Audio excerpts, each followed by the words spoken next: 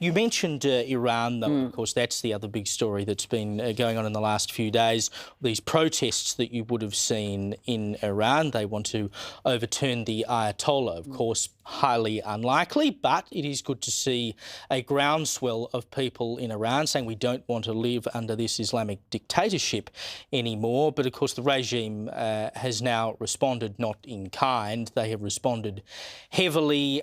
They cut off the internet so people couldn't get anything out of Iran on the weekend. We're only getting dribs and drabs of videos that are somehow making their way out of the country. 500 protesters have been killed. They're threatening people with the death penalty if they protest, and Donald Trump is not sitting back. A meeting is being set up, but we may have to act because of what's happening before the meeting. But a meeting is being set up. Iran called, they want to negotiate.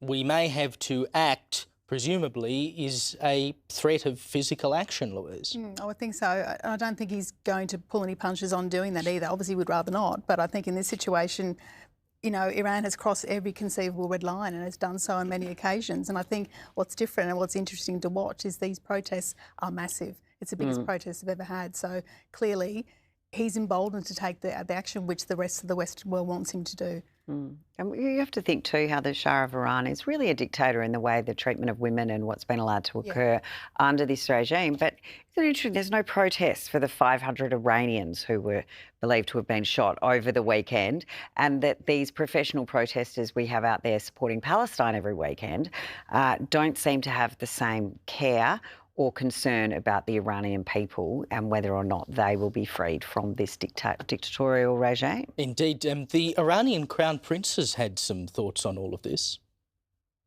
Your words of solidarity with the Iranian people and your administration has had tremendous positive effect. Let's hope that we can permanently seal this legacy by liberating Iran so that we and you can make Iran great again. Let's partner on this and have a better future for our countries and for our people. Make Iran great again. Isn't it fabulous? How good is that? It's It's amazing when you look at Iran before the regime took over.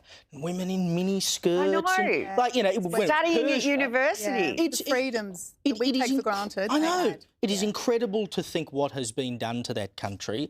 And those men and women who are standing up in Iran and protesting, literally putting their lives on the line to fight for freedom, they are brave people. They are seriously brave people. And, of course, it would be impossible to get anyone out of Iran at the moment, but if there was any way to get them out, I'd say they're exactly the sort of people I want in my country right now, because they will fight to the death to get the rights that they deserve.